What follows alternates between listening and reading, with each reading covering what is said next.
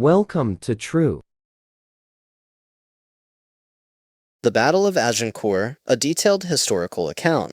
Chapter 1. The Road to War. The autumn mist hung heavy over northern France in the year 1415, carrying with it the weight of a conflict that had already consumed 3 generations. The 100 Years' War, that great and terrible struggle between the kingdoms of England and France, had entered a new and decisive phase. At its center stood a young English king, barely 28 years old, whose ambition and determination would forge one of the most legendary victories in medieval warfare. King Henry V of England had ascended to the throne in 1413, inheriting not merely a crown, but a complex web of dynastic claims, territorial disputes, and unfinished business that stretched back nearly 80 years. His great-grandfather, Edward III, had claimed the French throne through his mother, Isabella of France, daughter of Philip IV, though the French had rejected this claim, citing Salic law, which prohibited inheritance through the female line. English kings had never relinquished their assertion of rightful sovereignty over France. Henry was not the dissolute prince of legend, though Shakespeare would later immortalize tales of his wild youth. He was instead a calculating, deeply religious, and remarkably capable military commander who had spent his formative years fighting Welsh rebels in the rugged hills of Wales. These campaigns had hardened him, teaching him lessons about terrain, supply, and the management of men that would prove invaluable in the trials ahead.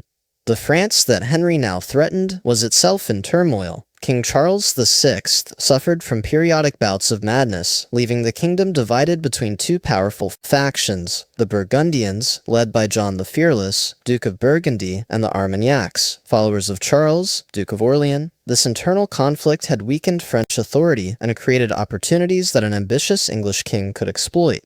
Henry's demands were extensive and deliberately provocative. He claimed not only the French crown itself, but also the full restoration of the old Angevin Empire, including Normandy, Anjou, Maine, and Aquitaine. He demanded the hand of Catherine of Valois, Charles VI's daughter, along with an enormous dowry of 2 million crowns. These were not serious negotiating positions, but rather justifications for a war Henry had already decided to wage. The English Parliament, meeting in the autumn of 1414, granted Henry substantial funds for the campaign. Throughout the winter and spring of 1415, an enormous military apparatus began to take shape. Ships were commandeered or built, weapons forged, supplies gathered, and men recruited. The invasion fleet that assembled in Southampton that summer was the largest England had launched in a generation, comprising over 1,500 vessels of various sizes. The army itself reflected the evolution of English military doctrine over the preceding decades. At its core were the longbowmen, yeomen drawn from the shires of England and Wales, men who had trained with their powerful weapons since childhood. English law required regular archery practice, and the result was an army capable of unleashing devastating volleys of arrows with remarkable accuracy and rapidity. These men, typically of common birth, would prove to be the decisive factor in the coming campaign. Supporting the archers were men-at-arms, knights and esquires who fought on foot in full armor, wielding swords, axes, and polearms. Unlike their French counterparts, who prized mounted combat, English men-at-arms had learned through hard experience at Crécy and Poitiers that dismounted fighting in coordination with archers produced superior results. This tactical doctrine, refined over decades, would face its greatest test on the fields of France. Chapter 2. The Siege of Harfleur. On August 11th, 1415, Henry's invasion fleet departed England. After a brief delay due to unfavorable winds, the Armada crossed the Channel and anchored at the mouth of the Seine River on August 13th. The king's target was Harfleur, a prosperous port town that guarded the approach to Rouen and the heart of Normandy. Its capture would provide Henry with a secure base for future operations and demonstrate English capability to the French court. Harfleur was no easy prize. The town possessed strong walls, multiple gates, and a garrison of several hundred men under the command of Jean de Stouteville. The defenders had prepared for siege, stockpiling provisions, and ensuring their fortifications were in good repair. They understood that aid would come from the French king if they could hold out long enough. The English army disembarked and established siege lines around the town. Henry brought considerable siege equipment, including cannons, trebuchets, and mangonels. Medieval siege warfare was a brutal, grinding affair that tested the endurance of both attackers and defenders. The English began bombarding the walls while simultaneously digging mines to undermine the fortifications.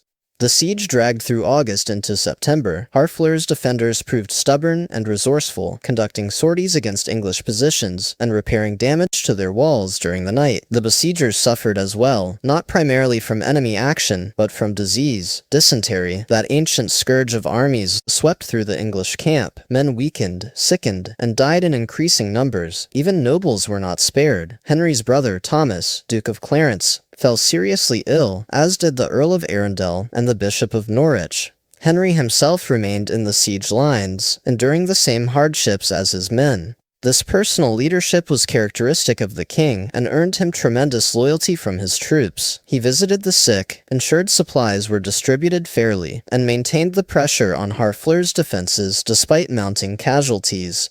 By mid-September, the situation had become desperate for the defenders. Repeated assaults had created breaches in the walls, mining operations threatened to bring down entire sections of fortification, and no relief army had appeared on the horizon. On September 18th, negotiations began. On September 22nd, Harfleur surrendered.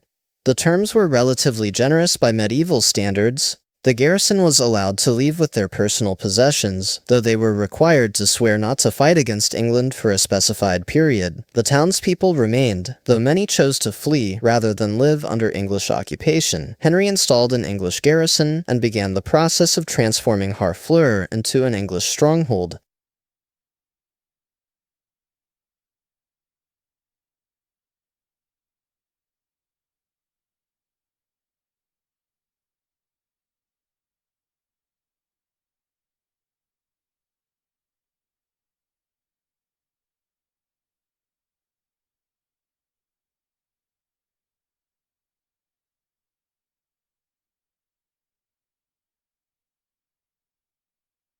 The victory came at a terrible cost. Henry had lost perhaps 2,000 men during the siege, most to disease rather than combat. More significantly, the siege had consumed nearly 6 weeks of the campaign season. Autumn was approaching, and with it the deterioration of roads and the end of effective campaigning weather.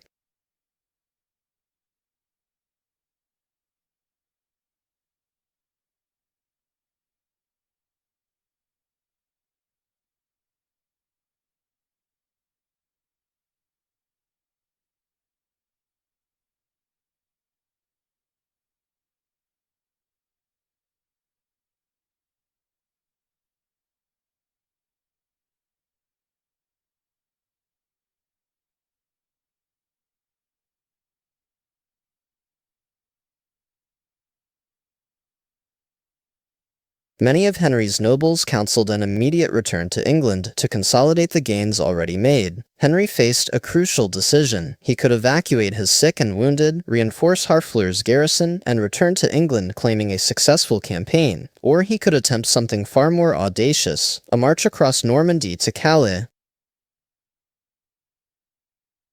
The English held port on the northern coast. Such a march would demonstrate English freedom of movement in France, and might provoke the French into a pitched battle. The king chose the bold course. He would march to Calais. Chapter 3. The March North. On October 8, 1415, Henry departed Harfleur with approximately 9,000 men, including 6,000 archers and 3,000 men-at-arms. He had sent home the sick and seriously wounded, retaining only those capable of hard marching. The army carried minimal baggage, intending to live off the land and move quickly.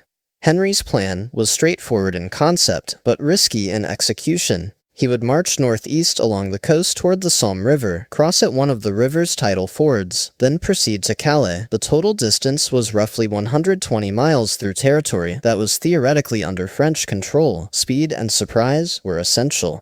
The first days of the march proceeded well. The army covered good distances, and the weather held. Local communities, unable to resist such a force, provided supplies as demanded. Yet intelligence was already reaching the French court. Charles d'Albret, Constable of France, and the kingdom's supreme military commander, began assembling an army to intercept the English.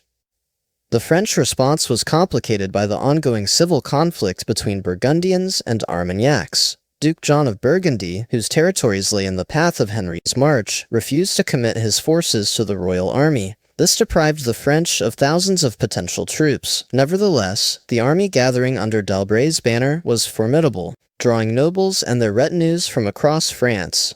Henry's first crisis came at the Somme. The English reached the river near its mouth around October 13th, expecting to cross at the ford of Blanche-Tac, where Edward III had crossed before the Battle of Crécy in 1346. However, French forces had blocked this crossing, driving stakes into the riverbed and stationing troops on the far bank. Henry could not force a crossing against determined opposition. The king faced a deteriorating situation. His supplies were running low, his men were tired, and a large French army was forming somewhere to the northeast. He could not remain in place, and he could not cross the Somme at Blanche-Tac. The only option was to march upstream, seeking another crossing point. This detour transformed the campaign. Instead of a quick march to Calais, the English now faced a much longer journey into the interior of France. Day after day, the army trudged southeast along the Somme, searching for a viable ford. Morale began to deteriorate as supplies dwindled and the autumn rains began in earnest. The French shadowed the English march from the far bank of the river, ensuring that every potential crossing was blocked or defended. This cat-and-mouse game continued for nearly a week, with the English growing increasingly desperate. Finally, near the villages of Agincourt and Voiceover, English scouts found two usable fords that the French had failed to adequately defend. On October 19th, the English army crossed the Somme. It was a difficult and tense operation, with men wading through chest-deep water while French forces harassed them with arrows and crossbow bolts. Nevertheless, by nightfall, Henry's entire force had reached the northern bank. The way to Calais now lay open, or so it seemed. Chapter 4: The French Pursuit. As the English resumed their northward march, French forces began concentrating for a confrontation. D'Albret's army had swelled to enormous size, drawing contingents from across the kingdom. Estimates of French strength vary considerably, with contemporary chronicles offering wildly different figures, but modern historians generally estimate the French army at 20 to 30,000 men, giving them a numerical advantage of at least 2 or perhaps 3 to 1. The French host represented the flower of French chivalry. Great nobles and their retinues had flocked to the royal banner, eager to avenge themselves on the English invaders. Among them were Charles d'Albret himself, Marshal Boucicaut, the Dukes of Bourbon, Orléans, and Bar, the Counts of Nevers, Vaucourt, Marle, Damartin, Roussy, and Grandpré, and hundreds of other nobles, great and small. This was the military elite of France, confident in their prowess and numerical superiority. The French strategy was to block Henry's path to Calais and force him to either fight on French terms or surrender. On October 24th, French heralds approached the English army, bearing a message from d'Albret. The French army lay across Henry's route, and battle was inevitable. Henry could choose the time and place, but he could not avoid the confrontation. The English situation was dire. The army had been marching for over 2 weeks, covering more than 250 miles. Supplies were nearly exhausted. Many men were suffering from dysentery and other ailments. The constant rain had left equipment sodden, and men exhausted. Against a fresh and numerically superior enemy, English prospects appeared grim. That evening, as the English made camp near the village of Maisoncelles, Henry gathered his commanders. The mood was somber. Some advocated negotiating terms for withdrawal, arguing that the king should preserve his army rather than risk its destruction in an unequal battle. Others counseled trusting in God's providence and English martial prowess. Henry's decision reflected his character and his understanding of the political situation. He could not negotiate from weakness. Such an attempt would only invite impossible French demands. He could not retreat. The French army was faster and would simply pursue and attack the English in even worse circumstances. The only option was to fight, and to fight in such a way as to maximize English advantages while minimizing French strengths. The king moved through the camp that evening, speaking with his men, reassuring them, and reminding them of past English victories. This personal leadership was vital for maintaining morale in what must have seemed like desperate circumstances. The men settled down for an anxious night, aware that the next day would likely bring battle.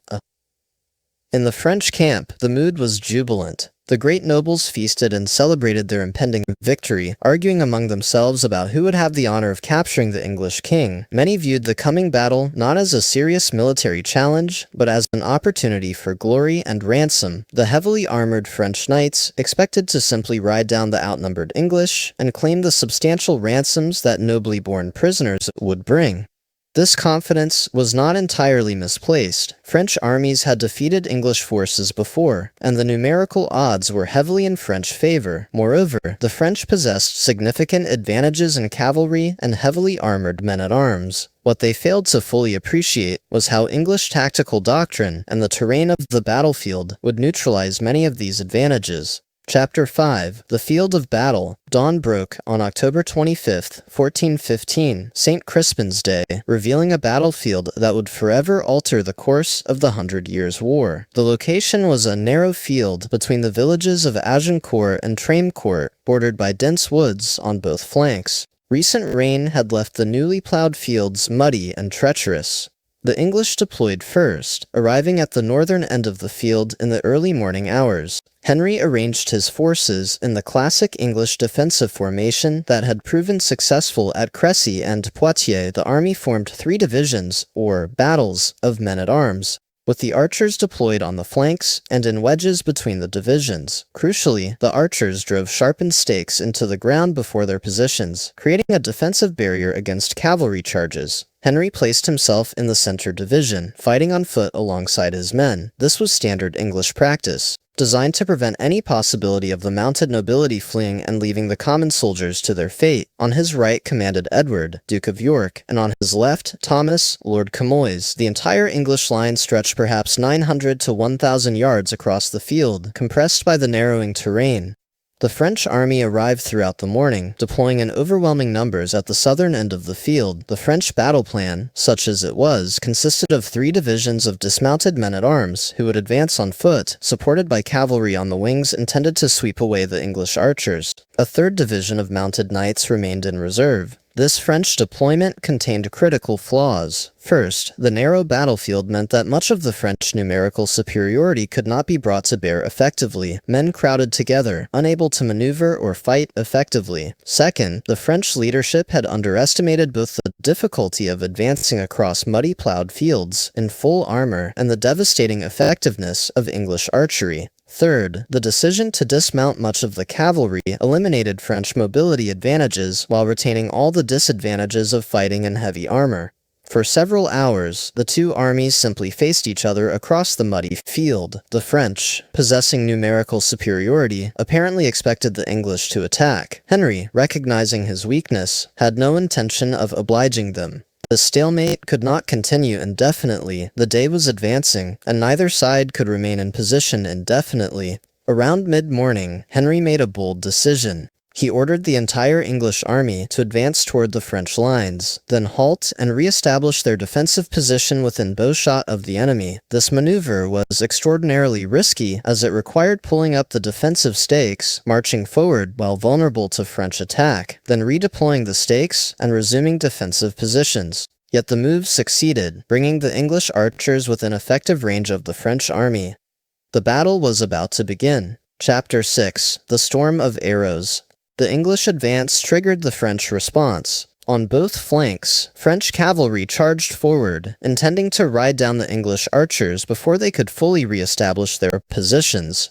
These mounted knights represented the cream of French chivalry, men born and bred to warfare, confident in their armor and prowess. They rode straight into a catastrophe. The English longbowmen, having just completed their advance and replanted their stakes, opened fire as the cavalry closed. The effect was devastating. Thousands of arrows darkened the sky, falling like deadly rain upon the advancing horsemen. Horses, unarmored or lightly armored, made easy targets. They were struck, stumbled, fell, throwing their riders, or simply refusing to advance further through the storm of projectiles. The few French cavalry who reached the English lines found themselves confronted by the defensive stakes and murderous close-range archery. Horses impaled themselves on the stakes or shied away at the last moment. Knights who reached the archer lines found themselves fighting on foot, their horses killed or fled, against nimble and desperate yeomen armed with swords, axes, and mallets. Within minutes, both French cavalry wings had been shattered, their survivors streaming back toward their own lines in disorder. This initial French failure set the stage for the catastrophe that followed. The main body of French men-at-arms, thousands of heavily armored nobles and soldiers, had begun their advance across the muddy field. They marched in dense formations, shoulder to shoulder, expecting to simply overwhelm the outnumbered English through sheer mass and shock. The reality proved far different. The English archers, having dispersed the French cavalry, now turned their full attention to the advancing infantry. Arrows fell in torrents upon the French ranks. While plate armor could stop arrows if struck at certain angles, the sheer volume of projectiles meant that every man at arms was struck multiple times during their advance. Arrows found gaps in armor at joints, penetrated visors, struck arms and legs, and even when they failed to penetrate, their kinetic energy bruised and battered the men inside the armor. The muddy field itself became an enemy. Each step required enormous effort. Men in full armor, weighing 60 to 70 pounds with their equipment, sank into the soft earth. The French advance slowed to a crawl, men gasping for breath inside their closed helmets, struggling forward while thousands of arrows struck them and their comrades fell on all sides. The English archers maintained a rate of fire that was simply unprecedented in medieval warfare. A skilled longbowman could lose 10 to 12 arrows per minute. With 6,000 archers firing, the English could put 60 to 70,000 arrows into the air every minute. The French advance, already hampered by mud and armor, broke under this incredible weight of fire. Yet the French kept coming, displaying courage and determination even in the face of certain death. The leading ranks of men-at-arms finally reached the English lines, crashing into the English men-at-arms with tremendous force. For a brief moment, the French numerical advantage seemed likely to tell. The sheer weight of French bodies pushed the English line backward. Chapter 7. The Melee. The close combat at the English lines was brief, but incredibly fierce. Exhausted French men-at-arms, having crossed hundreds of yards of muddy field under constant archery, now had to fight hand-to-hand against fresh opponents. Moreover, the narrowness of the battlefield and the density of French formations worked against the French. Men literally could not swing their weapons effectively due to the press of bodies around them. The English men-at-arms, fighting in disciplined ranks, held their ground. Henry himself fought in the thick of the melee, his crown-circled helmet making him a target for French attacks. At one point, a French assault managed to hack a section off his helmet crown, but the king continued fighting, rallying his men by his personal example. As the 1st French division became locked in combat with the English lines, a second problem emerged for the French. Their 2nd division, following close behind the 1st, arrived at the fighting just as the 1st division began to falter. Instead of reinforcing the attack, these fresh troops found themselves unable to reach the enemy through the press of bodies. Thousands of men crowded into an increasingly constricted space, unable to fight, barely able to breathe, crushed against each other by the pressure from behind. This was the moment the English archers seized. Having exhausted their arrows, or finding them less effective once the fighting became hand-to-hand, the archers abandoned their bows and joined the melee. Armed with swords, daggers, axes, and mallets, these common yeomen fell upon the flanks and rear of the French formations. The fighting devolved into a butchery. French men-at-arms, unable to maneuver in the crush, were pulled down and killed where they stood. The muddy field became choked with bodies, making movement even more difficult. Men fell, were trampled, and suffocated in the press. The cream of French nobility died not in glorious single combat, but in a chaotic, brutal struggle, where prowess mattered far less than position and leverage. The killing went on for perhaps an hour. Gradually, the surviving French began to flee, those at the rear of the formations breaking and running for safety. The English pursued briefly, but Henry ordered his men to halt and regroup. The king was taking no chances. The French 3rd Division, still mounted and relatively fresh, remained on the field, and Henry needed his forces in formation to meet any renewed attack. The battlefield presented a horrific sight. Bodies lay in heaps, piled 3 and 4 deep in places. The muddy field was churned into a bloody morass. Hundreds of French nobles, recognizable by their armor and heraldry, lay dead or dying among thousands of common soldiers. The slaughter had been so complete, so overwhelming, that it seemed almost incomprehensible, and yet the battle was not quite over. Chapter 8. The Prisoners. As the initial fighting died down, English soldiers moved across the battlefield, taking prisoners and collecting valuables. This was standard practice in medieval warfare. Noble prisoners could be ransomed for substantial sums, making their capture potentially more valuable than their deaths. Within a short time, the English had captured hundreds, perhaps over 1,000 French nobles and men-at-arms. These prisoners represented an enormous potential wealth for the English common soldiers who had captured them. The ransom for a single noble could represent years of a commoner's income. The English army, having just won a stunning victory, must have seemed on the verge of reaping substantial rewards. Then, around mid-afternoon, Henry received reports that changed everything. The French 3rd Division, still relatively intact and perhaps 2,000 strong, showed signs of movement. Simultaneously, word arrived that a French force, likely local militia or stragglers, had attacked the English baggage train at the rear of the army, killing servants and stealing supplies. Henry faced a terrible dilemma. His army was exhausted from the march and the battle. His forces were spread across the battlefield, many engaged in guarding prisoners rather than maintaining defensive positions. If the French 3rd Division attacked while the English were disorganized, the result could be catastrophic. Worse, the hundreds of French prisoners, if armed or freed, could attack from within the English positions. The king made a decision that would stain his victory with controversy. He ordered the prisoners killed. This command was met with dismay and resistance from many English soldiers, who saw their fortunes literally about to be destroyed. Henry repeated the order, making it clear that this was a military necessity, not negotiable. Men-at-arms were assigned to carry out the execution of prisoners when common soldiers refused. The exact extent of the killing remains debated by historians. Some sources suggest that only military-age prisoners capable of fighting were killed, while others imply a more comprehensive massacre. Most likely, the executions were halted relatively quickly once it became clear that the French 3rd Division was not, in fact, preparing to attack. Nevertheless, hundreds of French prisoners were killed in cold blood, their captors forced to destroy their potential ransoms for tactical necessity.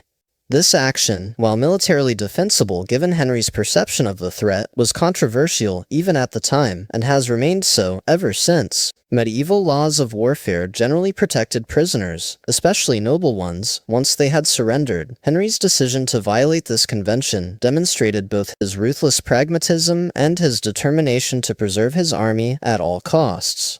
As it happened, the perceived threat proved illusory. The French 3rd Division, having witnessed the destruction of their comrades, declined to attack and instead withdrew from the field. The attack on the baggage train had been conducted by local peasants seeking plunder, not part of any coordinated French strategy. Henry's army was never in serious danger during this phase of the battle. Chapter 9. The Aftermath. By late afternoon on October 25th, the Battle of Agincourt was over. The French army had been utterly destroyed as a fighting force. Contemporary chronicles provide varying casualty figures, but modern estimates suggest that the French lost between 7,000 and 10,000 men killed, including an enormous proportion of France's noble leadership.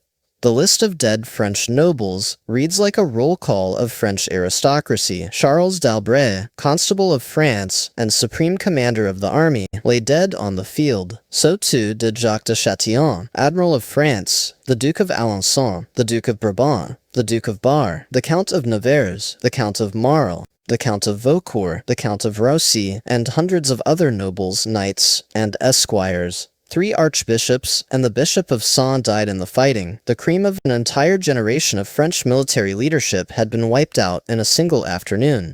Among the notable prisoners who survived were Charles, Duke of Orléans, and Jean, Duke of Bourbon, both of whom would spend decades in English captivity. The political and military ramifications of these captures would echo through French politics for years to come. English casualties, by contrast, were remarkably light. Contemporary sources claim as few as 100 to 200 English dead, though modern historians suggest the true figure might be somewhat higher, perhaps 400 to 500. Notable English casualties included Edward, Duke of York, who died during the fighting, possibly from suffocation in the press of bodies. The Earl of Suffolk also died, as did a handful of other knights and esquires.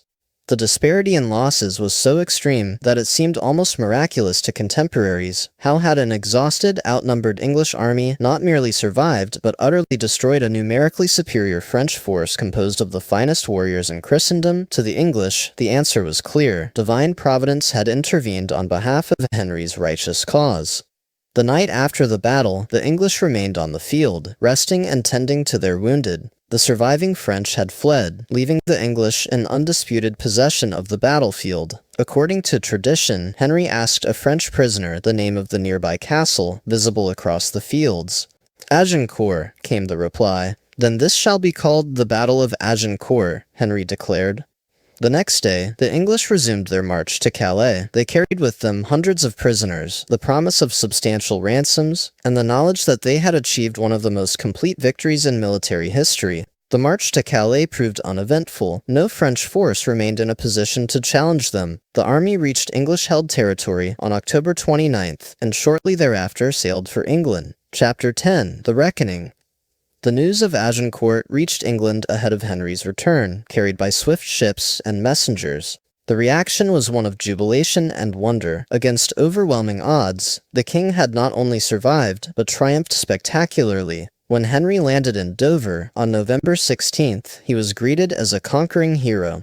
The return to London was a triumph in the ancient Roman style. Thousands lined the roads to catch a glimpse of the victorious king and his army. In London, elaborate pageants celebrated the victory, comparing Henry to Alexander the Great and other legendary conquerors. The king was feted by the city and welcomed by grateful nobles and clergy who saw in his victory the hand of God. Henry himself, characteristically, deflected glory from himself to God. He forbade the singing of popular songs celebrating his personal prowess, insisting that all praise should go to the Almighty who had granted victory to English arms. This public piety, whether entirely sincere or partly calculated, enhanced Henry's reputation and provided moral justification for his claims in France. In France, the reaction was quite different. The scale of the disaster at Agincourt was almost incomprehensible. An entire generation of military and political leadership had been destroyed. Hundreds of noble families found themselves suddenly bereft of their lords, leaving widows and orphans across the kingdom. The political ramifications were equally severe. With so many nobles dead or captured, the factional conflicts between Burgundians and Armagnacs intensified. The Burgundian faction, which had largely avoided participation in the battle due to Duke John's refusal to commit forces, emerged relatively strengthened. The Armagnac faction, which had provided much of the army's strength, was devastated. This shift in the internal balance of power would have profound implications for the future course of the war. The immediate military situation heavily favored England. French capacity to field effective armies had been severely compromised. Henry's subsequent campaigns in 1417 to 1419 would conquer Normandy systematically, with French forces unable to mount effective resistance. The Treaty of Troyes in 1420 would represent the high-water mark of English success, naming Henry as heir to the French throne and region of France during Charles VI's lifetime. Yet Agincourt's ultimate legacy would prove more complex than immediate appearances suggested. While the battle demonstrated English military superiority under specific conditions, it could not substitute for the demographic, economic, and geographic advantages France possessed. England's population was perhaps one-third that of France. Maintaining armies in France required enormous financial resources that strained English finances to the breaking point. Moreover, the very completeness of the English victory at Agincourt helped sow the seeds of eventual French recovery. The shock of the defeat galvanized French national sentiment in ways that previous English victories had not. The emergence of figures like Joan of Arc, rallying French resistance in the name of the Dauphin Charles VII, created a narrative of French revival and English usurpation that ultimately proved powerful enough to reverse English conquests. Chapter 11. Tactical and Strategic Analysis. From a military perspective, Agincourt represents a near-perfect example of how tactical doctrine, terrain, and leadership can overcome numerical disadvantage. Several factors combined to produce the English victory. First, English tactical doctrine proved superior. The combination of dismounted men-at-arms and massed longbowmen fighting in coordinated defensive formations maximized English strengths while negating French advantages. This doctrine had been developed over decades of warfare and refined through experience at Crécy, Poitiers, and other engagements. Second, the terrain favored the English approach. The narrow battlefield, constricted by woods on both flanks, prevented the French from effectively deploying their superior numbers. The muddy, newly plowed field hindered the French advance while providing a stable shooting platform for English archers. Henry's decision to advance and provoke French attack demonstrated his understanding of the tactical situation and his willingness to take calculated risks. Third, English longbows proved devastatingly effective. The combination of range, accuracy, and rate of fire that English longbowmen could achieve was unmatched by any other missile weapon of the era. French armor, while effective against individual arrows, could not protect against the sheer volume of projectiles the English could deliver. Fourth, French tactical decisions were flawed. The decision to dismount much of their cavalry eliminated mobility advantages without providing corresponding benefits. The dense formations, while intended to achieve shock effect, instead created conditions where men could not fight effectively and were vulnerable to missile fire and flank attacks. The lack of effective coordination between French divisions meant that reinforcements became obstacles rather than assets. Fifth, and perhaps most importantly, Henry's leadership proved decisive. His decision to march on Calais, his handling of the crisis at the Somme, his deployment at Agincourt, and his personal example during the fighting all demonstrated exceptional military judgment and personal courage. Medieval armies were highly dependent on the quality of their leadership. Henry provided exactly the steadying influence his exhausted and outnumbered force required. From a strategic perspective, however, Agincourt's importance is more ambiguous. The battle did not, in itself, alter the fundamental strategic situation. England still needed to conquer and hold substantial French territory to make good its claims, a task that required resources far beyond what any single battle victory could provide. The battle bought time and prestige, created political opportunities, and temporarily crippled French military capacity, but it could not by itself determine the war's ultimate outcome. Chapter 12. Legacy and Memory. The Battle of Agincourt has occupied a unique place in English historical memory, far exceeding its actual strategic importance. This outsized reputation stems partly from the dramatic nature of the victory itself, but more significantly from its subsequent cultural representation, particularly in Shakespeare's Henry V. Shakespeare's play, written in 1599, transformed Agincourt from historical event into national myth. The famous St. Crispin's Day speech, with its stirring call to brotherhood and glory, has become one of the most recognizable passages in English literature. "We few, we happy few, we band of brothers," resonates across centuries, capturing something essential about how the English have chosen to remember this moment. The play presents a highly romanticized version of events. Shakespeare's Henry is a model Christian prince, heroic and merciful, leading common soldiers who achieve glory through courage and fellowship. The messy realities of the campaign, particularly the killing of prisoners, are either omitted or presented in ways that minimize their troubling implications. This sanitized version of events proved far more influential than historical accounts in shaping popular understanding of Agincourt. The battle's reputation has waxed and waned over the centuries, according to England's changing political circumstances and national self-image. During periods of conflict with France, particularly during the Napoleonic Wars and World War I, Agincourt was invoked as proof of English martial spirit and ability to triumph against superior numbers. The image of outnumbered English soldiers standing firm against continental tyranny proved adaptable to various political contexts. Militarily, Agincourt marked both an apotheosis and an end. It represented the perfection of English combined arms tactics developed over the 100 Years' War, demonstrating how longbowmen and dismounted men-at-arms could defeat even enormous numerical odds under proper conditions. Yet it was also one of the last great longbow victories. Firearms were already beginning to appear on European battlefields, and within a century, the longbow would become obsolete, unable to compete with arquebuses and muskets.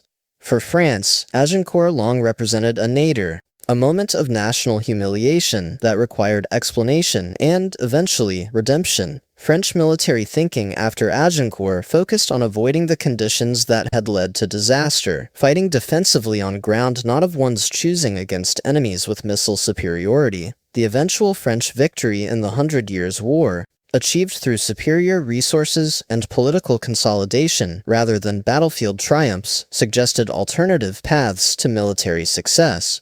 Modern historical scholarship has tended to contextualize Agincourt within the longer arc of the 100 Years' War, emphasizing that dramatic battlefield victories did not translate into strategic success for England. The battle is now understood less as evidence of English superiority than as an example of how specific tactical, terrain, and leadership factors can produce unexpected outcomes. Archaeological and historical research continues to refine our understanding of the battle. Modern studies have examined weapon effectiveness, analyzed the terrain, and reconsidered casualty figures using more rigorous methods than medieval chroniclers employed. This research has generally confirmed the basic narrative while providing retries continue more nuanced understanding of specific details.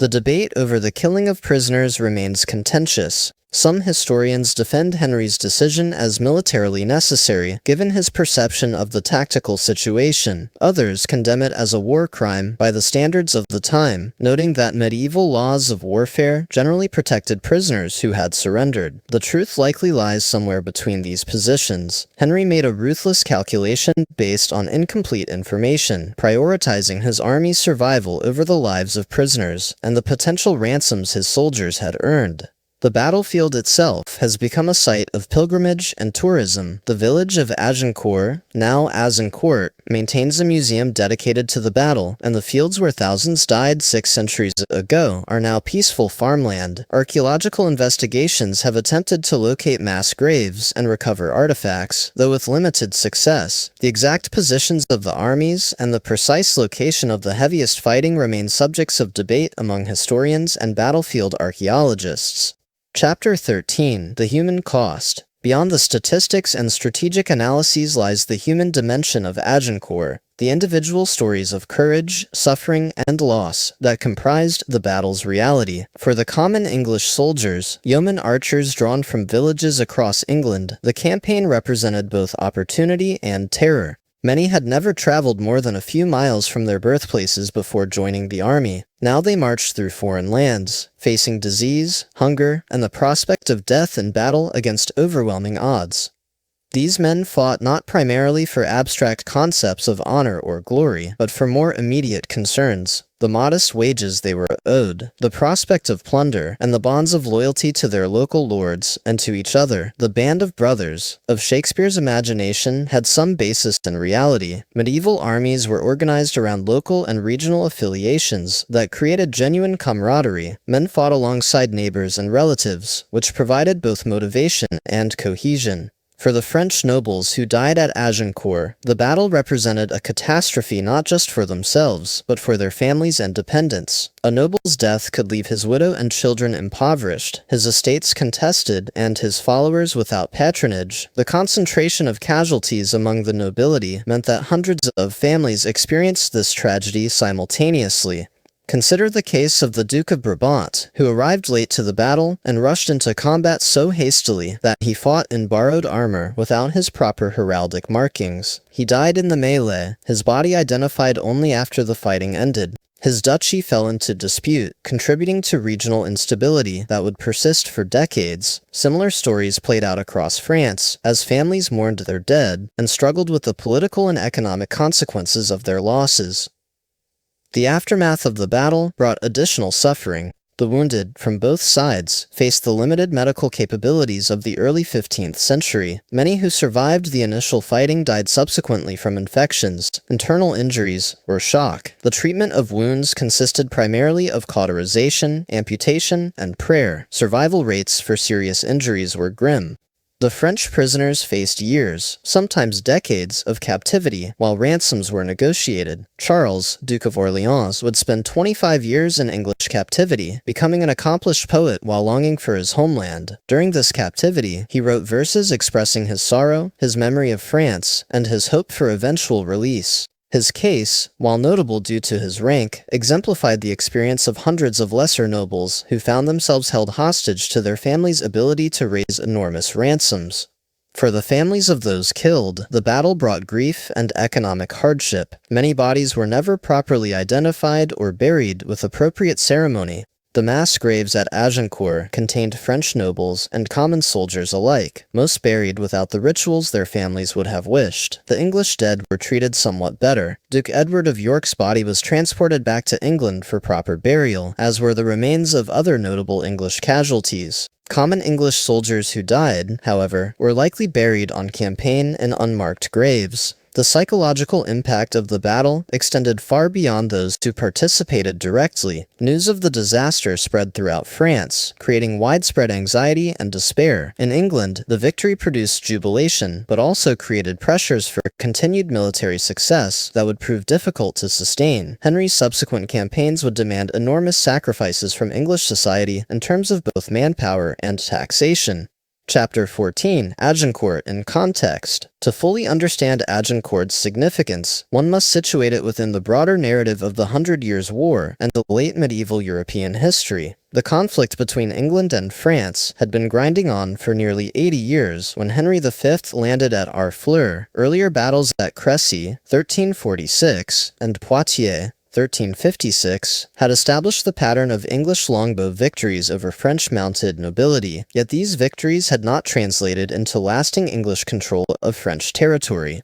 The war itself reflected deeper transformations in late medieval society. The English claim to the French throne was becoming increasingly anachronistic as national identities solidified, while medieval politics remained largely dynastic, with kingdoms viewed as hereditary possessions of royal families. The experience of prolonged conflict was fostering something approaching national consciousness in both England and France. The military dimensions of the conflict were also evolving. Agincourt represented in some ways the perfection of medieval infantry archer tactics, but it came at a moment when these tactics were becoming obsolete. Gunpowder weapons, though still primitive in 1415, were already beginning to appear on European battlefields. Within a generation, artillery would transform siege warfare, and within a century, firearms would replace the longbow entirely.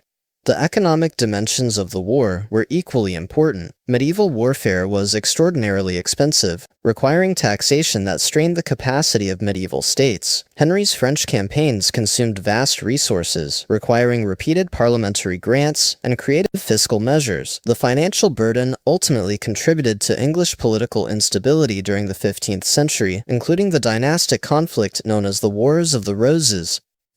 The religious dimensions of the conflict, while often emphasized by contemporaries, were complex and sometimes contradictory. Both sides claimed divine favor and characterized their cause as just. The Church, divided during the Western Schism, could not provide clear moral guidance about the war's legitimacy. Henry's personal piety was genuine, but it coexisted comfortably with ruthless military pragmatism, as demonstrated by his treatment of prisoners at Agincourt. The cultural impact of the war extended beyond politics and military affairs. The conflict stimulated developments in military technology, administrative systems, and political thought. The need to raise armies and funds encouraged the development of more sophisticated governmental institutions in both kingdoms. The shared experience of warfare, despite its terrible costs, contributed to the emergence of distinct English and French national identities.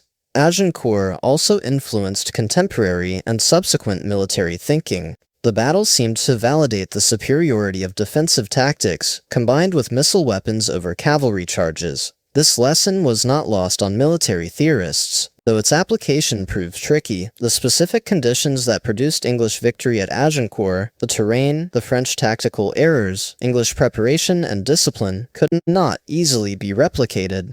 Chapter 15, The 100 Years' War, after Agincourt. Agincourt's immediate aftermath saw Henry V at the apex of his power and reputation. When he returned to France in 1417, he embarked on the systematic conquest of Normandy. Unlike his 1415 campaign, this effort focused on capturing and holding territory rather than seeking battle. Town by town, castle by castle, English forces occupied Normandy while French resistance crumbled.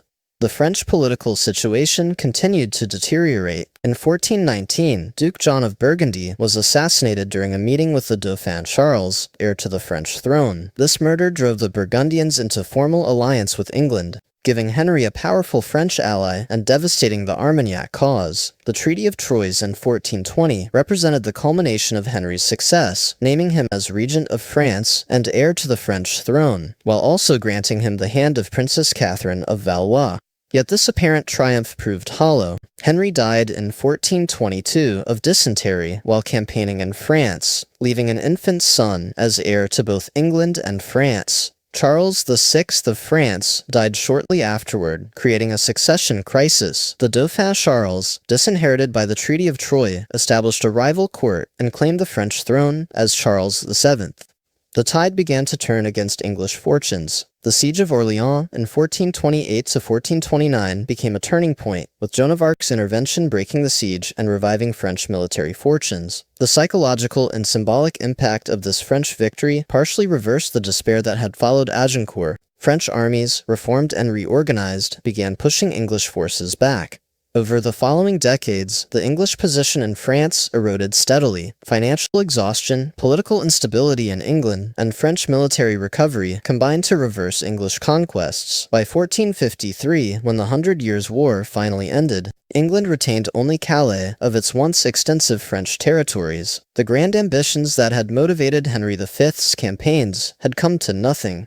The war's conclusion marked the definitive emergence of France and England as separate nations. The English claim to the French throne, while technically maintained by English monarchs until 1801, became a purely ceremonial fiction. The experience of prolonged conflict had helped forge distinct national identities that transcended dynastic politics. For France, the war's end allowed for recovery and consolidation. The devastated regions, particularly in northern and central France, slowly rebuilt. The French monarchy, strengthened by the war effort, emerged with enhanced authority over its nobles and territories. The standing army developed during the later stages of the war gave the French crown military capabilities independent of feudal levies. For England, the war's outcome was profoundly disillusioning. The enormous expenditures of blood and treasure had achieved nothing lasting. This failure contributed to political instability that erupted into civil war between rival claimants to the English throne. The Wars of the Roses, 1455 to 1487, devastated English political society much as the Hundred Years' War had devastated France. Conclusion: the enduring significance of Agincourt. More than 600 years after the battle, Agincourt retains its grip on historical imagination, particularly in English-speaking cultures. This enduring fascination reflects the battle's dramatic narrative, the underdog triumph, the heroic king, the devastating victory against overwhelming odds. Yet Agincourt's true significance lies not in these romantic elements, but in what it reveals about late medieval warfare, politics, and society. Militarily, Agincourt demonstrated the continued effectiveness of English tactical doctrine, while simultaneously marking its approaching obsolescence. The battle showed that well-led infantry with superior missile weapons could devastate cavalry and dismounted men-at-arms under appropriate conditions, yet it also revealed the limitations of tactical victories in achieving strategic objectives. Henry's triumph at Agincourt could not compensate for England's fundamental weaknesses in population, resources, and geography relative to France. Politically, Agincourt represented both the apotheosis and the beginning of the end for English ambitions in France. The battle opened a window of opportunity that Henry V exploited brilliantly, achieving conquests that would have seemed impossible before Agincourt. Yet these gains proved impossible to sustain, and their eventual loss contributed to English political crisis. Socially, the battle reflected the tensions and transformations of late medieval society. The victory of common English archers over French nobility challenged traditional assumptions about martial valor and social hierarchy. While these challenges did not immediately overturn the social order, they contributed to gradual changes in how military service and social status were understood. Culturally, Agincourt has become deeply embedded in English historical consciousness, serving as a touchstone for national identity and a symbol of courage against adversity.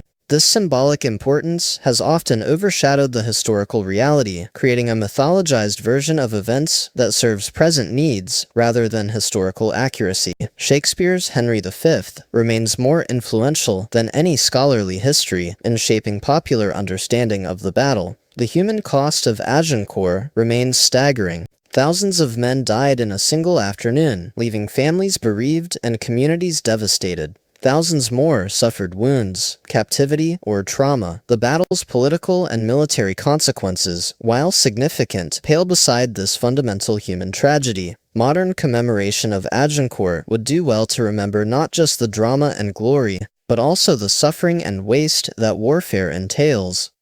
For historians, Agincourt offers a case study in how battles are understood and remembered. The gap between medieval chronicles, which emphasize divine intervention and chivalric ideals, and modern analyses, which focus on tactics, logistics, and social context, reveals changing assumptions about historical causation and significance. No single interpretation can capture the battle's full meaning. Each generation reinterprets Agincourt according to its own concerns and values.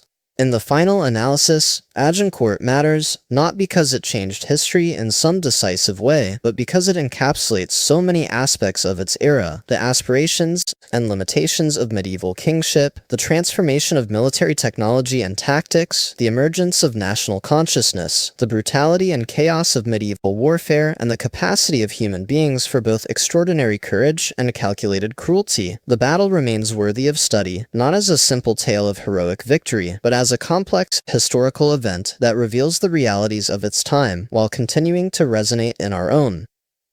The muddy field between Agincourt and Tramecourt, where thousands died on that October day in 1415, has long since returned to peaceful agricultural use. Yet the echoes of that distant battle continue to reverberate through history, literature, and memory, ensuring that Agincourt remains not just a historical event, but a lasting part of our cultural inheritance.